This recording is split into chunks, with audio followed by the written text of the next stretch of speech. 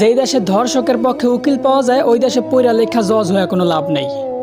মুসলমানদের দেশে নেতা হইয়া যদি আলেমদেরকেই বন্দি করে রাখতে হয়, ওই দেশের রাজনীতি কইরা নেতা হইলে জনগণের জন্য কোনো ফায়দা নেই। ৯৫% মুসলমানের দেশে যদি মুসলমানদের কষ্টগুলাই তুলে ধরা না যায়, ওই দেশে নামি দামি সাংবাদিক হইয়াও কোনো লাভ নেই। বলি জাকাত না দিয়া সুদ খাইতে খাইতে দেশটারে করছো ছারখার। এখন সূর্যের তাপ গায়ে লাগে, তাই তোমাদের বৃষ্টির দরকার। আলেমদেরকে বন্দি করে আবার আলেমদের মাধ্যমে আল্লাহর কাছে বৃষ্টি কামনা করলা। বিষয়টা এমন হইল না যে কোনো এক ফল গাছের গোড়া কাইটা ফালাইয়া সেই গাছ থেকেই আবার ফলের আশা করলা।